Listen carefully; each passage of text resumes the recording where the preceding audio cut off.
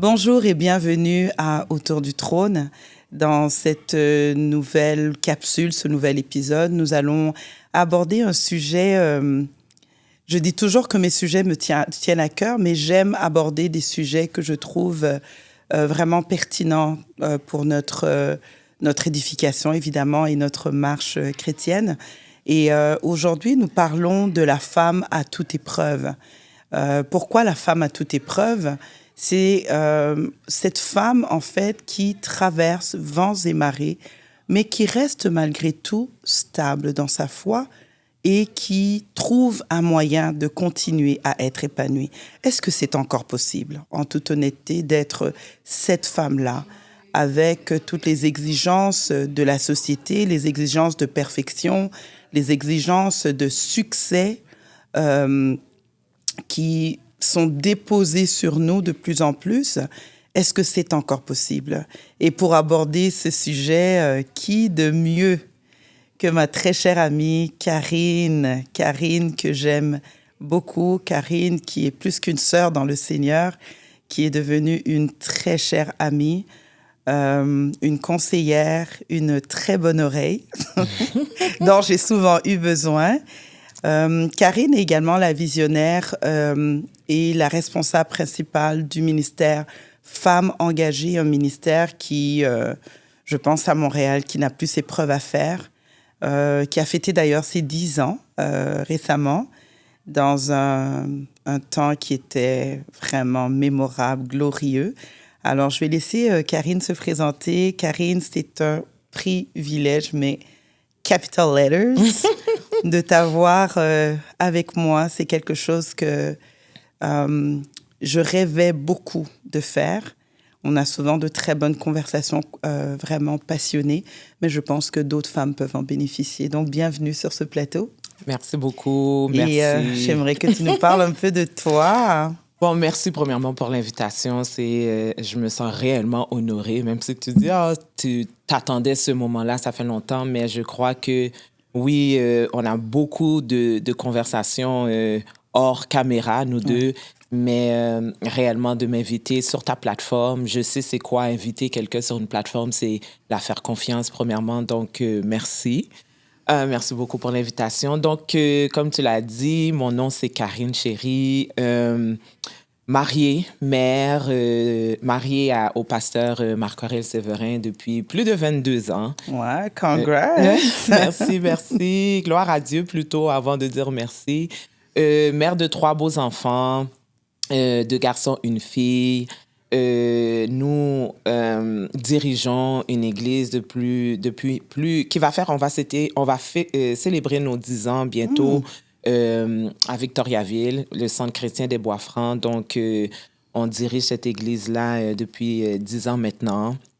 Visionnaire du ministère Femmes engagées, d'où j'ai fait ta rencontre pour la première fois. Donc, c'est toujours un clin d'œil pour moi, lorsque tu mentionnes Femmes engagées, parce que c'est comme ça nous a permis de nous rencontrer. Et je pense, si on peut dire une autre corde à mon arc, je suis la directrice des femmes de Église de Dieu. Donc, je travaille étroitement avec la femme de l'évêque, notre évêque, dans notre mission. Donc, c'est ça. Wow, c'est impressionnant. c'est impressionnant, mais c'est comme tu peux voir, c'est autour du ministère des femmes, à part mon rôle de femme, de pasteur, je peux dire, mais je gravite beaucoup autour du ministère des femmes. Autour des femmes. Oui. Écoute, Karine, pour moi, tu es une femme d'exception.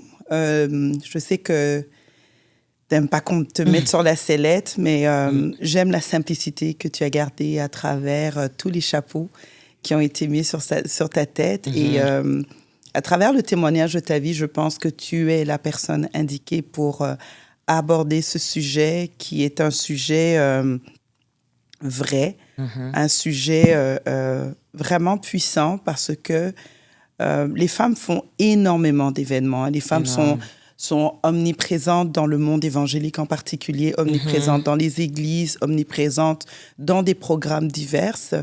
Mais parfois, lorsqu'on gratte un peu, on se rend compte que ces femmes ne sont pas nécessairement en bonne forme, émotionnellement, mentalement, psychologiquement et même parfois spirituellement. Mais après avoir partagé ton témoignage, j'ai réalisé que tu as traversé aussi de très grosses épreuves. Tu as connu de grandes déceptions, des trahisons, des abandons. Il y en a pour lesquels tu as versé énormément de larmes. Il y en a pour lesquels je t'ai vu pleurer. Il y en a pour lesquels je t'ai entendu me les partager, mais je n'ai pas été témoin. Mais je t'ai vu toujours te relever pour voir qu'est-ce qu'on peut faire pour que les femmes connaissent le Seigneur, pour que les femmes avancent. Et moi, je suis curieuse, en fait, de savoir qu'est-ce qui t'a laissé donner cette capacité-là de toujours continuer. C'est pour ça qu'à travers ce texte que nous allons partager, on va essayer de décortiquer dans ton expérience qu'est-ce qu'on peut tirer, qui peut nous construire également, à travers ton exemple, mais également celui de la parole de Dieu. Donc, on va, je pense, le texte que je te proposais aujourd'hui était dans Proverbe 31, oui, 25-26. Donc, la femme vertueuse, oh là là! Donc, je vais en faire la lecture. Donc, Proverbe 31, versets 25 et 26, ça dit ceci. « Elle est revêtue de force et de gloire, et elle se rit de l'avenir. Elle ouvre la bouche avec sagesse, et des instructions aimables sont sur sa langue. » Est-ce que la femme vertueuse, pour toi, est-ce qu'elle existe encore aujourd'hui, en toute sincérité, selon que tu la comprends? Est-ce qu'elle est... Je crois que pour moi, personnellement, c'est réellement un modèle. Tu sais, est-ce que tu peux trouver une femme textuellement, réellement, comment que cette femme, elle est? Je crois pas. Est-ce que c'est le but de trouver... Je crois... Personnellement, réellement, c'est ça. Pour moi, cette femme-là, c'est un modèle et je la vois comme quelqu'un qui a tracé le chemin pour nous, qu'on doit suivre. Je la vois pas réellement comme une compétition, mais à travers elle, je pense que je peux développer, je peux trouver certaines choses que moi, je peux faire. Est-ce qu'elle existe? C'est difficile de voir que elle existe encore maintenant. Sincèrement, pour moi, c'est difficile de voir. Mais est-ce qu'on peut la prendre pour modèle? Est-ce qu'on peut la prendre pour accompagnement? Est-ce qu'on peut la prendre pour... parce qu'elle a fait des choses que j'aimerais faire. Elle maîtrise des choses que j'aimerais maîtriser. Mais je crois qu'il faut faire attention aussi lorsque... Tu sais, ce modèle-là de la femme vertueuse a tellement été pris pour... Au pied de la lettre. Exactement. Okay. Et puis, je crois que le monde se sont ou retrouvés dans une compétition avec elle ou être humilié par elle. Et je trouve que aucun des deux, on devrait réellement la prendre comme je disais tantôt, un accompagnement, un modèle pour dire qu'est-ce qu'elle a que je peux développer en moi. Et puis, qu'est-ce qu'elle a que j'ai pas en moi que je peux utiliser. Donc, elle a été prise au pied de la lettre pour... je trouve des fois, par des conversations que j'ai eues, le monde avait peur un peu de cette femme-là. Et pourtant, je crois qu'on est tous cette femme-là. Sauf qu'on a tous des choses à développer en nous. À travailler. Donc, moi, je la vois vraiment comme un modèle d'accompagnement, un modèle de OK, je peux faire si elle est capable de faire ça, si elle a pu tracer, parce qu'elle fait beaucoup. Oui. Elle fait beaucoup. Pour ne pas dire qu'elle fait tout. Elle fait beaucoup. C'est réellement... Puis, je crois que le fait qu'elle est mère et épouse ne l'a pas définie. Oui. Tu sais, elle reste une femme forte et une femme digne. Tu sais, puis c'est important de savoir que le fait qu'on est mère, le fait qu'on est femme, ça ne nous définit pas. On peut travailler. Et pourtant, elle a pris ce rôle-là et elle a fondé une entreprise tout autour de ces rôles-là. Et c'est important de savoir que chacune d'entre nous peut utiliser ce que le Seigneur a mis en nous pour le développer. Moi, c'est comme ça que je vois la femme. Comme ça que j'ai appris à ne pas être intimidée par cette femme-là.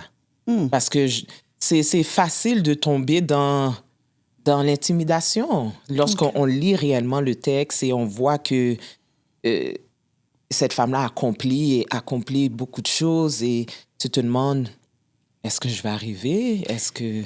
Mais est-ce que dans notre monde évangélique, il n'y a pas une certaine attente de cette femme-là, de la voir apparaître, par exemple pour toi, tu es femme de pasteur, tu es responsable de ministère. Est-ce qu'involontairement, il n'y a pas cette attente-là? Que tu sois la femme vertueuse ou tu penses qu'à travers le temps, on est plus indulgente envers la femme? Je parle évidemment dans le cadre évangélique, dans le cadre chrétien. Est-ce qu'on est plus indulgente que la femme ou il y a toujours cette attente un peu très élevée de sa performance dans tous ses rôles? Je crois qu'il y a une attente et je crois que, oui, certain, il y a une attente, mais il y a une attente que la femme prend son rôle, point. OK.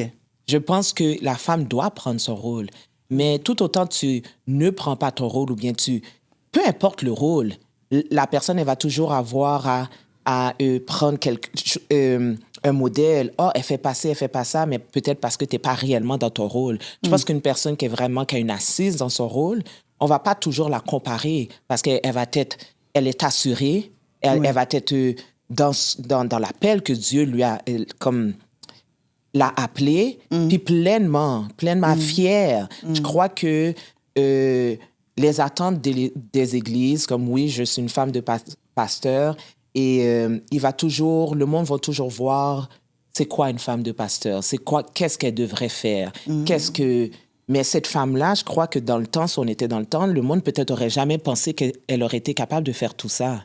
Okay. Je crois qu'elle a relevé des défis et elle est, comme on dit, la parole, elle est revêtue de force et de gloire. Ce que veut dire, on l'admire. Il y a quelque chose qu'elle fait qui est visible. Qui est visible. Elle dégage quelque chose. Puis, à travers sa maison, c'est pas comme à travers une entreprise, c'est des choses qu'elle avait déjà en elle, qu'elle a développées. Je crois que c'est de trouver le moyen. C'est pas évident. On parle, puis on le sait, on est dans ce milieu-là. C'est pas évident de combler les attentes de l'Église. Mais je crois que la femme, en tout cas moi, à travers mes expériences, mon mari, j'ai dû apprendre à être satisfaite de ce que moi, je pouvais faire. Cette satisfaction, je suis satisfaite avec ce que le Seigneur a mis en moi, puis ce que le Seigneur fait à travers de moi. Parce que si tu as toujours un désir ou bien même pas un désir, si tu es toujours dans un esprit d'insatisfaction, c'est là que ça crée un peu que tu regardes à côté. Tu n'es jamais... Je ne sais pas si tu comprends réellement qu'est-ce que je dis et qu'est-ce que je suis en train de dire. C'est pas... je crois qu'on a beaucoup d'attentes, mais c'est le monde qui... Quelles sont tes attentes à toi? Qu'est-ce que tu crois que tu peux... Qu'est-ce que Dieu a mis en toi et tu sais que tu peux le faire et que tu veux accomplir? Je crois que ça doit être réellement ça. Et le monde va toujours avoir des attentes, que ça soit dans le monde spirituel ou à l'église, je veux dire, ou bien professionnel. Mais est-ce que c'est en toi? Est-ce que c'est toi qui es capable de le faire? Est-ce que tu es cette femme-là? Surtout nous, les femmes de pasteurs, on est constamment, il faut faire ci, il faut faire ça. Mais est-ce que... Les programmes. Les demandes. Les gens autour. Ça peut être demandant. Peu importe ton titre. Hein. Peu importe. Oui, femme de pasteur, mais la femme en tant que telle à l'église, elle a comme certaines attentes. Le monde, on attend d'elle. On attend qu'elle prie. On attend qu'elle soit là aux jeunes. On attend qu'elle fasse ci, ça. Et les enfants. Mais est-ce que c'est toi? Est-ce que tu es capable de faire tout ça? Je sais pas. Je sais pas si... C'est pas trop. Je pense que réellement... que c'est une question de savoir qu'est-ce que tu es capable de faire. Ça doit se limiter à ça réellement, Brigitte, parce que sinon, tu vas créer, on le voit souvent, la compétition, le regard des autres. Ça va créer un vide en toi que tu n'accomplis pas et pourtant tu accomplis. Mais qu'est-ce qui t'a amené à ça? Est-ce que tu as toujours été comme ça? Une femme qui finalement arrive à se définir à partir d'elle-même et pas nécessairement à partir du regard des autres. Parce que quand on voit cette femme du Proverbe 31, on voit que c'est une femme, on dirait qu'elle est dans son univers, en fait, Ouais. avec sa réalité Ouais. qu'elle gère de main de maître. Mhm. Elle gère des ressources financières, elle Mhm. gère des ressources humaines, Mhm. elle gère une famille, Mhm. elle gère la réalité d'un mari. On parle à un moment donné de son mari qui est loué aux portes de la ville. Mhm. Donc, c'est une personne qui est dans une position élevée. Mhm. Donc, on sent toute l'exigence, mais beaucoup de femmes se définissent toujours de l'extérieur, Mhm. à partir du regard des autres, à partir des attentes de leur milieu. Ça peut être un milieu au travail, par exemple, ça peut être dans l'église, Mhm. l'attente que tu te présentes habillé d'une certaine manière, l'attente que ta coiffure soit à la mode. Mhm. C'est des petites choses qui nous sont parfois envoyées à travers les images ou des choses que les gens admirent à haute voix. Tu sais, on admire un certain style Mhm. involontairement. Ben, est-ce que j'ai ce style-là? Si je ne l'ai pas, peut-être qu'on ne m'admire pas. Mhm. Autour de moi, des gens posent des actions. Il y a comme cette pression silencieuse. Comment toi, tu as fait pour être capable de dire non, moi, c'est assez. Moi, Karine, Mhm. je vais être satisfaite de ce que je peux faire. Si mon énergie, mon intelligence et mes capacités me permettent de faire 7 choses sur 10, Mhm. je vais être satisfaite de ça. Même si je ne me suis pas rendue à 10. Mais c'est sûr que quand tu, si je peux dire, tu tombes toujours dans le même trou, Ouais. tu dois prendre un recul pour voir qu'est-ce qui se passe, qu'est-ce qui va pas. Et j'étais arrivée dans un moment que je tombais souvent, comme tu sais, tu veux toujours, j'avais un esprit, pas un esprit, mais je voulais toujours plaire. Plaire. Et nous, les femmes, on dirait qu'on a toujours ce sentiment-là, comme de plaire aux autres, de satisfaire les autres. Mais en bout de ligne, c'était jamais satisfaisant pour eux. En bout de ligne, ils avaient toujours une demande ou bien ils avaient toujours... C'est pas assez. C'était jamais assez. Puis, c'est quelque chose que j'ai réellement dû travailler, faire un travail sur moi par la prière, par la prière, puis par le fait que mon entourage aussi, je me suis entourée de certaines personnes qui n'attendaient pas ça de moi. Donc, tu as fait un tri. J'ai fait un tri. J'ai fait un tri, mais un tri qui était nécessaire, Puis j'en parlais dans une conférence, c'est tellement primordial de s'entourer des personnes qui ne veulent pas juste prendre. Puis des fois, tu réalises pas que cette personne-là, elle prend, puis, ou bien qu'elle est pas... parce que c'est une bonne amie, ou bien parce que tu la connais longtemps. Mais tu as besoin de quelqu'un qui s'aime en toi, puis qui valorise, qui te valorise, comme genre qui veut toujours te T'utiliser. dire... T'utiliser. Et donc, moi, j'avais besoin, pour pouvoir continuer, pour dire que, OK, Karine, qu'est-ce que Dieu a mis en moi, c'est satisfaisant. J'avais besoin de faire un tri, j'avais besoin de faire un recul également, et de réaliser que ce que Dieu a mis en moi était satisfaisant pour faire le travail qu'il voulait que je fasse. Tu sais, j'avais vraiment besoin de réaliser que oui, il a mis en moi. Oui, je dis cette parole, ou bien j'essaie toujours de m'approprier cette parole-là, que Dieu réellement, il prend pas le monde qui sont qualifiés. Il prend vraiment pas. Puis c'est une belle phrase, il qualifie ceux qui l'appellent. Mais quand tu vis vraiment cette parole, tu réalises vraiment la puissance de ces paroles-là. Puis je devais lui faire confiance avec ça. C'est ça qui m'a amené vraiment à peut-être à me redresser un peu et de dire, OK, Seigneur, merci pour ce que tu fais en moi maintenant, là. Ouais. Puis de marcher dans ta gloire, la gloire du présent, pas du futur. Et en ce moment-là, je te donne gloire.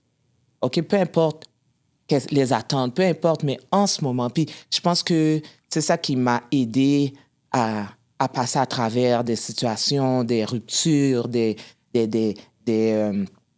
trahisons et m'amener aussi à continuer le ministère Femmes engagées, parce qu'on s'entend, c'est un ministère de femmes. Et c'est difficile, le ministère de femmes. Oh, yes. On le sait, c'est pas Tell me facile. about it. Mais c'est un ministère qui est riche. Oui, très C'est enrichissant. enrichissant, que j'ai appris, j'ai grandi à travers ce ministère-là. Et je grandis encore. Oui, Encore. oui. Donc, c'est réellement un travail personnel. Un travail personnel. OK. Réellement. Maintenant, évidemment, on parle de cette femme qu'elle est revêtue de force et de gloire et qu'elle se rit de l'avenir. Écoute, Si tu toi me sais et quelque moi, chose, là, hein, ça. oui, je vais trouver les bons mots. Toi et moi, ça fait des années qu'on gravite autour des ministères de femmes de différentes manières. On a vu beaucoup de femmes à terre, couvertes de honte, de mariages qui ne fonctionnent pas, de familles brisées, de vies brisées aussi. Beaucoup de femmes ont été très abîmées par la vie, parfois par leurs propres choix, des mauvais choix, mais parfois aussi par le choix des autres. Je parle de ces femmes qui ont connu des viols, qui ont connu des ruptures vraiment sales, qui ont été laissées comme un déchet. Et ces femmes-là ne sont pas nécessairement, justement, pleines de force et de gloire. Et l'avenir, pour elles, est une réelle inquiétude. Je discutais avec une amie à moi qui me parlait d'une personne qui regarde, écoute, moi, je voulais tellement me marier, tu sais, je suis fatiguée d'être seule. Puis la quarantaine est là, même pas un prétendant. Ces personnes-là ne se rient pas de l'avenir. Au contraire, c'est un grand sujet d'inquiétude.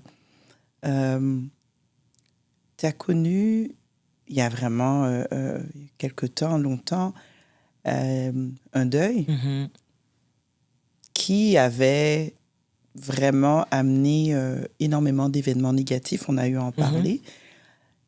Comment tu as fait, toi? Et nos épreuves, nos malheurs sont différents, évidemment. Mais comment, toi, tu as fait pour retrouver la force, retrouver la gloire et regarder l'avenir sereinement, sans savoir nécessairement comment les choses vont se replacer pour ta famille et tout. Comment est-ce que tu as fait ce cheminement pour ne pas rester à terre? Parce que beaucoup de femmes prient, chantent, sont impliquées, mais quand on éteint les lumières, qu'on descend de l'estrade, on voit la personne brisée, malgré Christ en elle, malgré la présence du Saint-Esprit. C'est pas on a tous nos histoires, puis il n'y en a pas une qui est plus... moins dramatique ou plus mieux. plus mieux. On passe tous par des épreuves très déchirantes. Ouais. Puis, tu sais, oui, comme tu sais, il y a plusieurs années, j'ai perdu mon fils et je peux dire, oui, ça a été une épreuve très difficile pour notre famille. Et justement, il y a beaucoup de choses par la suite qui est arrivé dans la famille qui a fait que, c'est comme un jeu de domino, là, ça tombait, là, parce que c'est très difficile ce qu'on avait passé. Et je pense qu'est-ce qui a été mon ancrage. Quand je retourne et puis je réalise qu'est-ce qui m'a tenu. Puis des fois, quand je dis ça aux personnes, c'est très... Ils voient ça comme la base. Mais pour moi, c'était pas la base. Je devais réellement me dire que Dieu était avec moi. Tu sais, il y a une chose de dire que Dieu t'aime, mais il y a une chose de savoir que Dieu est avec toi, même dans cette situation-là. Je devais constamment me rappeler que même si je vivais cette situation-là, parce qu'on vit des deuils, on vit des séparations, des divorces, tu les as nommés, on vit tellement de situations que des fois, tu te demandes, où est Dieu? Comme est-ce qu'il est là? Est-ce qu'il est présent? Pourquoi moi? Plein de questions, mais je devais m'assurer ou bien me le répéter constamment qu'il est là, qu'il ne m'a pas abandonné. Que oui, je vis cette épreuve-là, mais qu'il est là, qu'il est présent. Il est présent dans mes pleurs, il est présent dans mes questionnements, il est présent dans dans tout ce que je vis, tout ce qu'on vivait. Et la mort d'un enfant, là, pour une famille, là, pour un couple, là, c'est quelque chose qui peut briser. Je l'ai dit, j'avais fait une entrevue il y a quelques années de cela. Moi, je sais que si ce n'était pas de la grâce de Dieu, j'aurais peut-être parlé de mon couple au passé. Et puis, des fois, le monde dit je sais comment, il ne faut pas dire ça. Non, je réalise que ce que Dieu a fait à travers le couple, c'est lui seulement qui pouvait le faire. Yes. Donc, il était là. Il était là. Je devais constamment me rappeler. C'était comme un ancrage pour moi. Le fait qu'il m'aimait, ce n'était pas assez. Je devais le sentir. Et c'est ça, des fois, qu'on doit se rappeler lorsqu'on passe à travers des situations, qu'il est là. Parce que des fois, il y a certaines personnes qui pensent que quand c'est la situation, quand c'est bien, Dieu est là. Mais quand c'est... Tout est comme... Ça se peut pas que Dieu soit là ou qu'il ait permis ça. Qu'il ait permis ça. Si Dieu était là, si Dieu était amour, si. Ça peut... tu peux pas comme divorcer, tu peux pas vivre un deuil, tu peux pas vivre l'abus, puis Dieu est là, il voit ça, puis il n'empêche pas. Non, Dieu est toujours avec nous. Puis j'avais besoin de ça. Deuxièmement, je pense que je me suis mis dans une position aussi de toujours être nourrie, malgré... ma peine, Donc, tu t'es pas enfermée sur toi-même. Je me suis pas enfermée. Okay. Je crois que c'est difficile de faire cette action-là. C'est une violence de pouvoir toujours te mettre en position d'être nourri. Mais quand je dis nourri, c'est pas nécessairement d'aller à l'église, mais d'ouvrir ton cœur pour que Dieu puisse te parler. C'est parce que lorsqu'on vit des situations qui sont déchirantes, on peut se renfermer. Dans notre peine, dans notre douleur. Oui, parce qu'on vient d'être déchiré, on vient d'être déçu, désillusionné. Oui, peu importe, une trahison, des amis, il y a des amitiés qui se séparent. C'est horrible. C'est horrible. Non. C'est horrible, puis ça fait de la peine. Parce qu'il y a un investissement, il y a des souvenirs qui sont attachés à ça. Et c'est la même... Il n'y a pas de comparaison dans la souffrance. Non. Quelqu'un souffre. Mais permets-toi d'être nourri, parce qu'une terre sèche, tout le monde peut... Il y a des saisons de sécheresse. Oui, effectivement. On passe par toutes ces saisons-là. Mais moi, je me suis arrangée pour être nourri par un chant, par une parole, par un encouragement, de ne pas laisser mon cœur être trop fermé pour ne pas recevoir une parole du Seigneur. C'était important pour moi. Puis je pourrais dire la troisième chose, parce que je ne vais pas oublier les personnes qui étaient présentes. C'est de s'entourer, l'entourage. Des fois, le cercle est petit, mais il est nécessaire, parce que ça garde l'équilibre. Oui. Je crois réellement, c'est ça qui m'a permis de passer à travers... puis je pense que je le tiens comme modèle. Me rappeler que Dieu est là, ne pas m'isoler et permettre de me nourrir, de permettre que Dieu puisse me parler, peu importe la façon qu'il va me parler, et de m'entourer de bonnes personnes. Wow, c'est extraordinaire. C'est simple et c'est extraordinaire. Je pense, comme enfant de Dieu, c'est comme ça qu'on est appelé à vivre nos peines. Et je crois que dans le psaume 23, David en parle. Quand je marche dans la vallée de l'ombre de la mort, il dit « Je ne crains aucun mal, pas parce que tu m'aimes, pas parce que je sais que tu vas me délivrer, mais parce que tu marches avec moi. Parce que je ne suis pas seule. » Et je crois que la solitude dans l'épreuve est l'une des choses les plus terribles qu'un humain puisse connaître. Merci beaucoup. Je trouve ces 3 points vraiment super importants, difficiles à appliquer. Difficile à appliquer. Honnêtement, parce que quand on a mal, c'est difficile. Parfois, s'accrocher à notre douleur, c'est comme tout ce qui nous reste. Exactement. Parce qu'on veut être fâché encore avec Dieu. On veut trouver quelqu'un à blâmer, parce qu'il faut quelqu'un à blâmer. Évidemment, c'est pas nous, parce qu'on est la pauvre petite victime. Mais ce que moi j'admire de la femme du Proverbe 31, c'est que c'est une femme d'action, du début à la fin. Là. Elle tourbillonne, elle n'arrête pas. Et je vois dans les clés que tu donnes la nécessité pour la femme d'être dans l'action pour se construire elle-même. Évidemment, il y a ce que Dieu fait pour nous à travers sa parole. Il y a ce que Dieu fait en nous par son esprit. Mais il y a aussi cette partie de la construction qui nous appartient. Et je ne sais pas, tu vas me dire ce que tu en penses.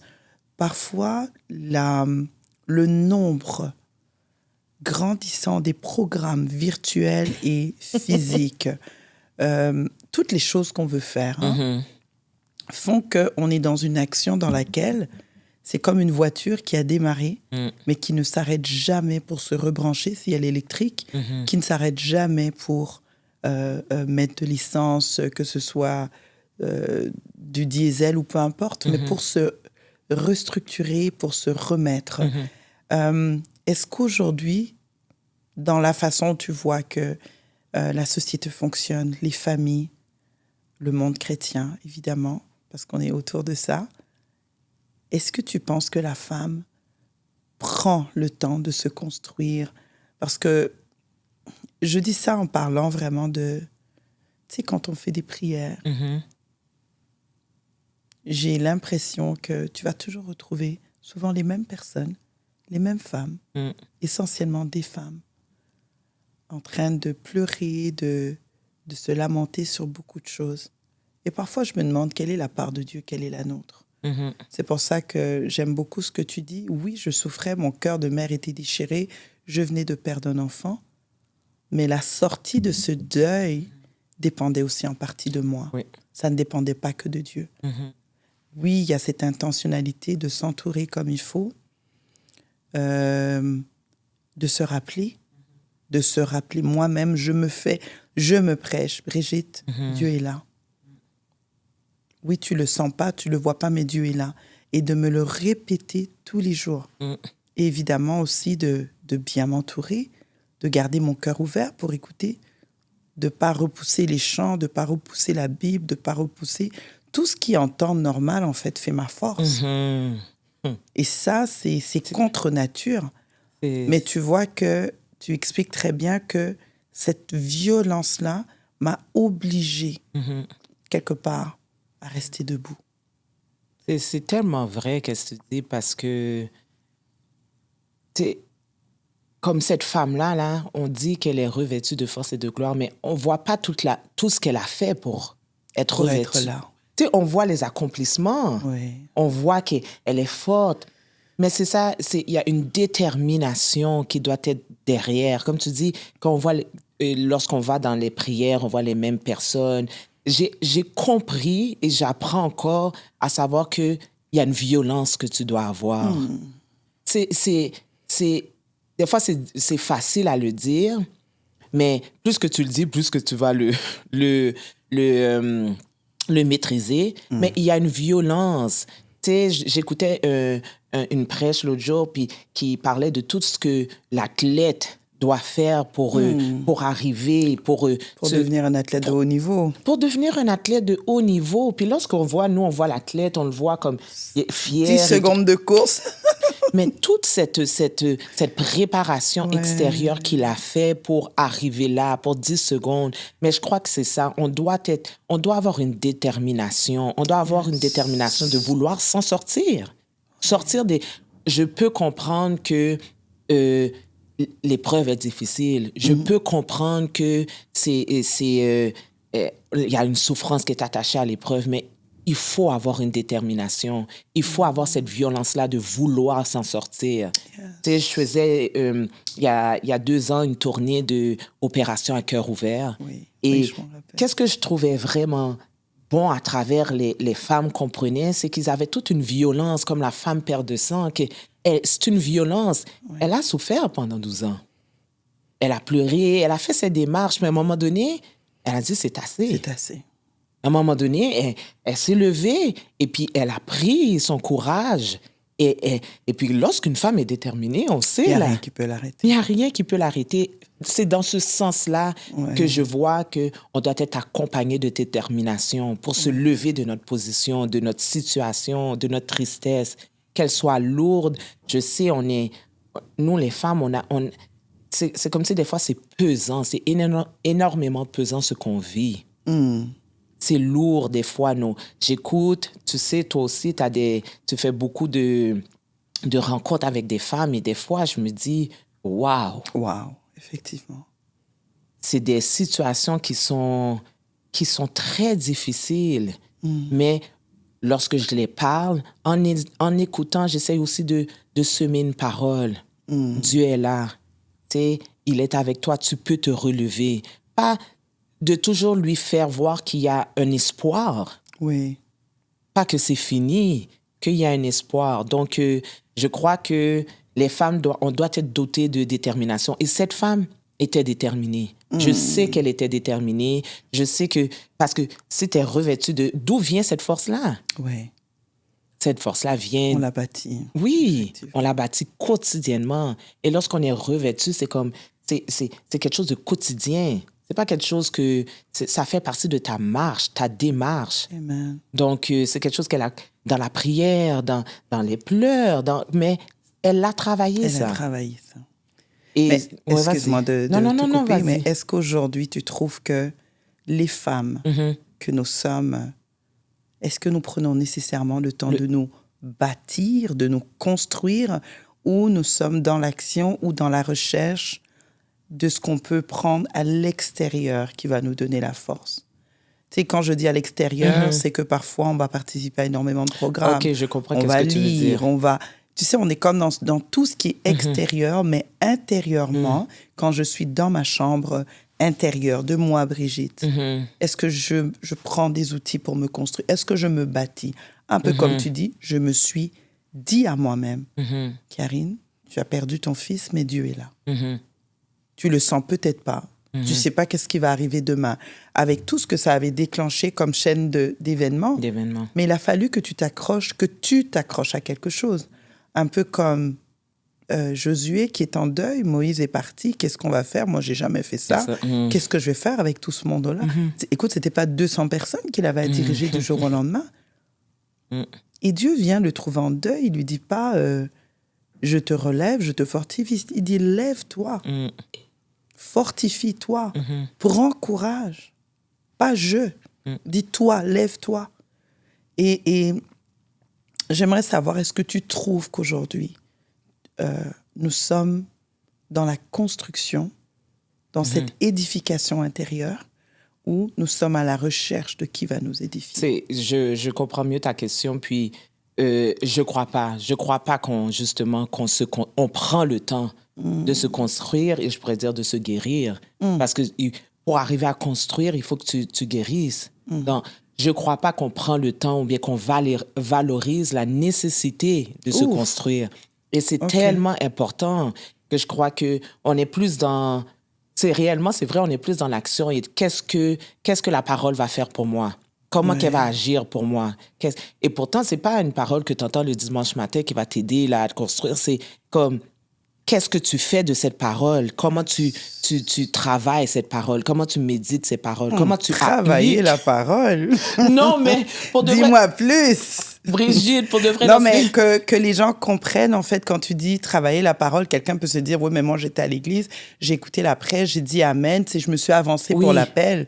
Mais il faut que tu la mettes en action dans ton quotidien. Travailler la parole, pour moi, c'est le vivre dans ton quotidien. Comment cette parole-là peut agir dans ma vie? Parce qu'on entend tout le monde.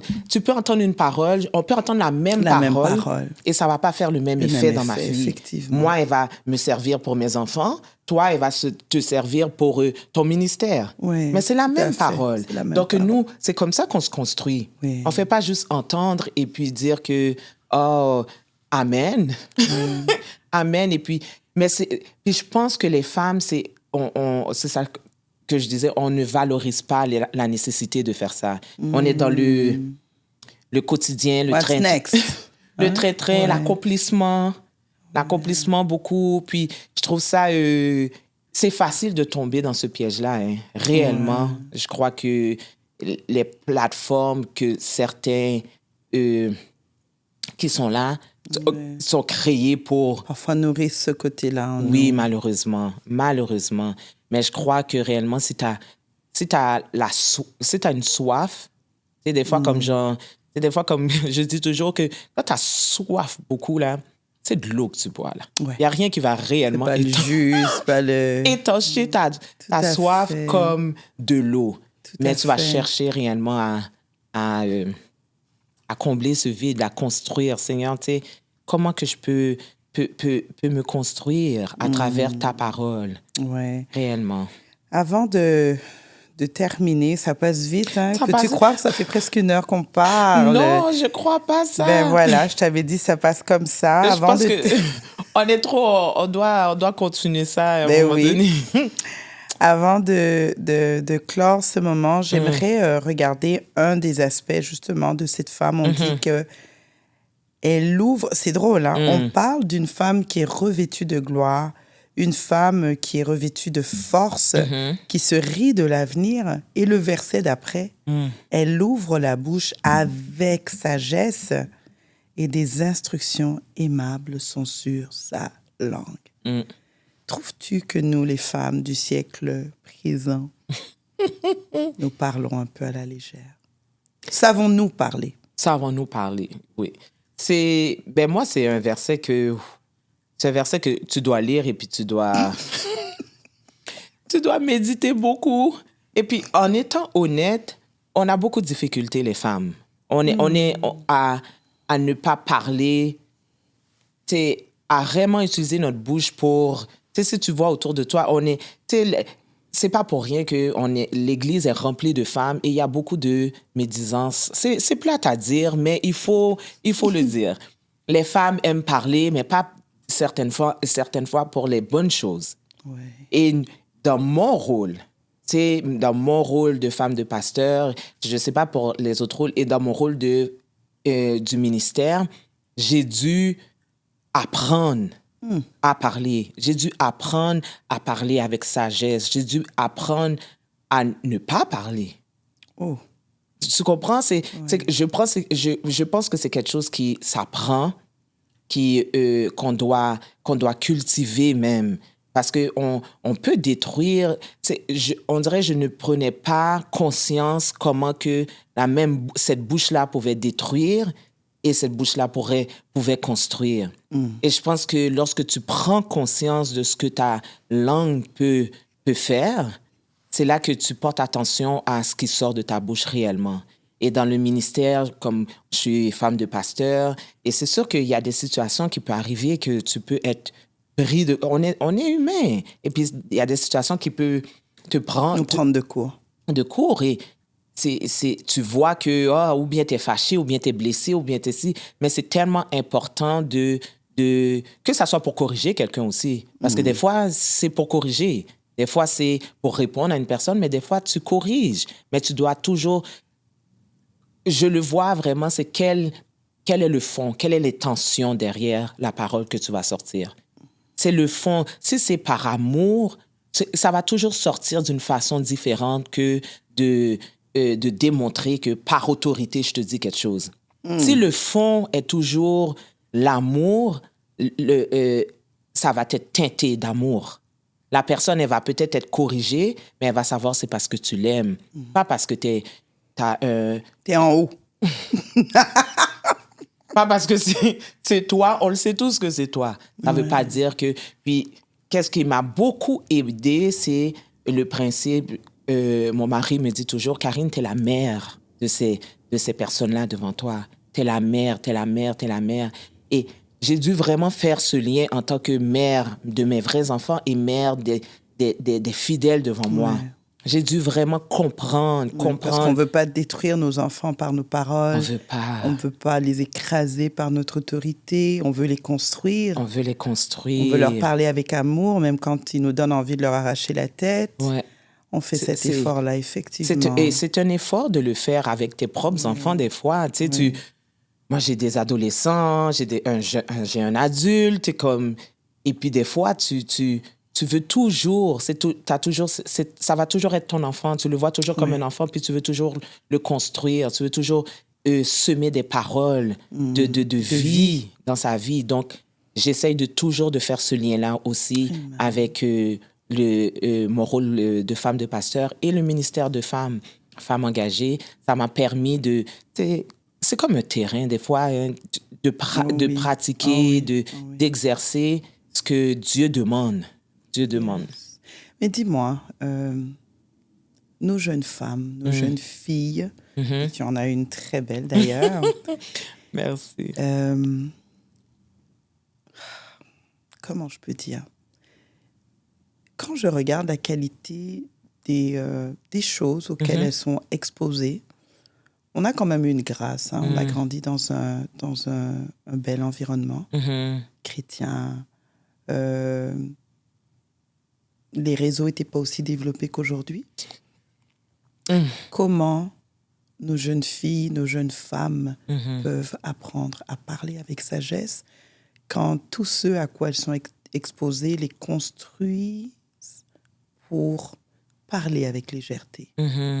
Tu sais, parfois j'écoute des choses, C'est incroyable. Je me dis, mon ce Dieu, qui est-ce se qu'elle passe. réalise ce qu'elle est en train de dire? C'est Et puis incroyable. souvent, quand tu vas faire la remarque, tu vas entendre what you see is what you get. C'est comme, alors que nous sommes appelés à être transformés. Tu sais, comment est-ce qu'elles peuvent apprendre? Je crois que je suis tout à fait d'accord avec toi que c'est un fléau vraiment, surtout avec l'ère des réseaux sociaux, Quelle la plaie. liberté. La Une plaie. liberté de parole. La liberté d'expression. Ouais. Et puis, on dirait que tout se dit et il y a un mélange. On dirait que même le monde évangélique n'a pas de limite dans ce qui se dit. Je trouve que c'est très décevant de voir que même sur une plateforme qui est basic comme Facebook, Instagram, le monde évangélique peut arriver à se détruire et emmener s'attaquer et emmener une mauvaise image du corps de Christ, au corps de Christ. Je crois pas que c'est la plateforme pour le faire, mais je crois aussi nos jeunes filles regardent ça et c'est tellement la seule affaire qui peuvent les aider, c'est d'avoir un modèle. C'est difficile de les empêcher de voir ce qui se passe dans le monde. Mais mon rôle, moi, pour ma fille, c'est réellement d'être son modèle. D'être son modèle lorsque je pense qu'elle me voit ou lorsqu'elle me voit pas. C'est de toujours être un modèle, peu importe. Donc, de vivre d'une manière. Vivre d'une manière exemplaire, m'efforcer dans les paroles, même les paroles, la communication que j'ai avec elle, pour lui montrer qu'il y a un bon côté et un mauvais côté. Et nos filles ont besoin de ce modèle-là. Ils ont besoin de cette Naomi. Tu comprends? Puis je crois que de moins en moins, on voit ça. On pense qu'on ne réalise pas que nous, les femmes, on doit être leur modèle. Et on ne doit pas s'embarquer dans tout ce qui se passe dans les réseaux sociaux. Et de réaliser qu'on a toute une génération qui nous regarde, qui regarde comment que nous parlons. Alors, on doit être doté de sagesse réellement, peu importe que ça soit dans nos paroles, mais dans nos actions également. Je crois que c'est important. Puis nos jeunes filles ont besoin de le voir et d'en témoigner également. Oh, ma mère était comme ça. La mine, ma mère est comme ça. Oh, OK. Ils ont besoin de voir qu'est-ce qui est bon et qu'est-ce qui n'est pas bon. À travers nous, en fait. À travers nous. À travers nous. Puis c'est important. On voit beaucoup de personnes dans la Bible qui avaient un modèle. On peut pas...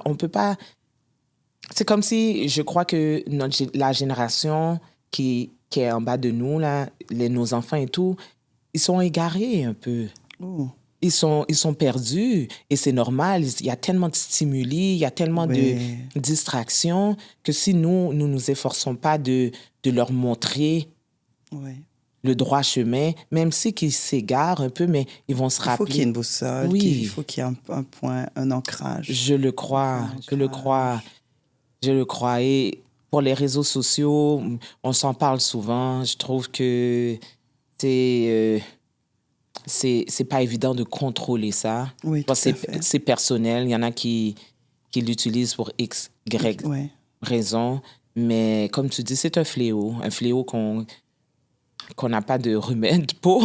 Mais tant mieux, écoute, parce que tu dis que c'est possible d'apprendre à parler avec sagesse. Oui, je crois certainement. Si nous, autour, nous ne rentrons pas un peu dans cette liberté de langage, dans nos communications, si nous sommes mariés avec nos maris, dans nos communications avec les enfants, avec diverses personnes. Tu sais, qu'est-ce que nos enfants nous entendent parler, même quand on est en famille, Oui. parler au téléphone avec d'autres personnes. Oh, mon Dieu, Est-ce qu'ils nous Brigitte. entendent dans la médisance, dans la critique, la moquerie? Ouais. Parce que ça, c'est comme, au fond, la barre qu'on est en train de mettre pour dire, ah ben voilà, un peu comme Jésus qui vient et qui dit, on vous a dit, mais moi, je vous dis, bénissez vos ennemis. Ouais. Tu sais, c'est le œil pour œil, dent pour dent. Non, moi, je vous dis autre chose. Et ce message d'amour, Jésus-Christ a dû le vivre de sorte que il est allé jusqu'à laver les pieds de ses disciples. Tu sais, qui peut oublier une telle chose? Et c'est tellement... c'est pas facile. Non, c'est pas facile. Surtout la parole. La parole. Mais tu sais, Brigitte, moi, personnellement, je sais que je suis un témoignage. On peut travailler sur nos... Parce que ça peut arriver. Je dis pas que je parlais n'importe comment, mais je sais que comment je parle maintenant, c'est pas la même façon que Karine parlait il y a 15 ans, il y a 20 ans. Yes. Donc, c'est quelque chose que je cultive. Et je crois que réellement, lorsque tu rentres à fond, ou bien tu as un amour pour la parole, ou qu'est-ce que Dieu dit, c'est comme si que automatiquement, tu dégages un amour pour ton prochain. Et puis, ça te fait parler différemment. Yes. Différemment. Mais comme je te dis, c'est du travail. C'est du travail. Mais Dieu est fidèle est capable de le faire en toi. S'il l'a fait en moi. Mais je veux pas que tu penses que j'étais horrible. Non, on sait tous, un peu comme tu as dit au début, on sait sur quoi on doit travailler. Oui. Et on sait ce que Dieu attend de nous, où est-ce qu'on doit se rendre par rapport au rôle et aux différentes choses que Dieu nous demande. Et je crois que plus Dieu étend notre zone d'influence, plus on doit être prêt à travailler. Parce que peut-être dans mon église, je peux parler d'une manière. Dans ma famille, je peux parler d'une manière. Mais quand cette zone est étendue, je dois être consciente que d'autres personnes m'écoutent. Qui ne vont pas comprendre les souffrances. Tu sais, cette femme, comme tu dis, nous, on la regarde, mais ce n'est pas tombé sur elle. Un peu comme tu fais voir, elle s'est construite. En tout cas, merci énormément. Merci beaucoup. J'aurais pu continuer notre heure, pour 2 heures avec toi. Pour de vrai. Mais ce n'est que partie remise.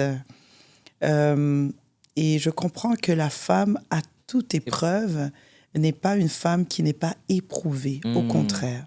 C'est une femme qui, à travers ses épreuves, comprend qu'elle doit se faire violence pour se construire. Que ce soit l'épreuve d'un divorce, de la mort d'une personne qui est proche, de toutes sortes de déceptions, de séparations. Il y a ce travail sur soi pour se construire. Et c'est cette construction qui grandit la force que Dieu a mis en nous. Et c'est cette construction qui dépose sur nous un manteau de gloire, que demain on te regarde pour dire, tu sais, elle a passé telle chose. Exactement. Et qu'on peut être là en train de justement raconter un témoignage qui construit les autres. Merci pour ces clés que tu as partagées également, ces 3 clés de ne pas fermer son cœur dans l'épreuve, de se rappeler en fait les choses qui sont importantes. Pour toi, c'était la présence de Dieu. Pour quelqu'un d'autre, ça va être une promesse qu'on se répète, que Dieu nous a faite. Et également de bien s'entourer, J'ai beaucoup aimé en tout cas ces choses précieuses que tu as partagées. Je ne sais pas si tu as un mot de la fin avant qu'on puisse dire à la prochaine à nos auditeurs. Non, mais réellement, je crois que tout le monde peut arriver à être cette femme à toute épreuve. On l'est toutes. On est toutes. On est en différents niveaux, mais on est toutes cette femme à toute épreuve. Juste en se rappelant que ce que Dieu a fait pour nous, ce que Dieu a fait pour nous, et s'il l'a fait, il va le refaire. Amen. Et j'encourage vraiment les femmes à garder la foi, la foi vraiment, même dans les... Malgré tout. Oui, malgré tout. Et à dire, juste, tu sais, je veux dire parce que je le pensais réellement. Quand je pensais à la femme toute épreuve, je ne sais pas si tu te rappelles de la femme sunamite, qui, tu sais, pour moi, elle aussi, c'est une femme à toute épreuve que malgré dans sa situation qui est terrible, mais elle arrive à se dire tout va bien. Yes. Donc, j'encourage tout le monde à dire que de tenir fort parce qu'avec Dieu, tout va bien. Amen. Amen. Merci beaucoup pour l'invitation. Ça Vraiment, fait je me plaisir. sens Tu as vu que c'est comme relax. dans mon hein? salon. Voilà, je t'avais dit, toi Comme et dans moi, mon ça va être comme salon, dans notre donc, salon. En merci tout cas, beaucoup. merci. Merci Karine. Merci à vous qui nous suivez.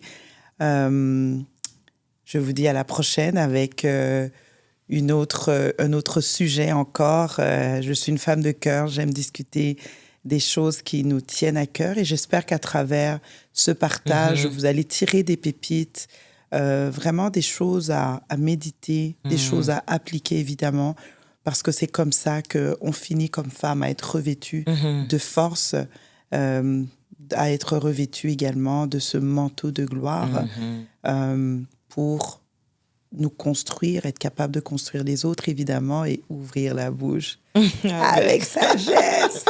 Donc, merci beaucoup et à la prochaine. Merci.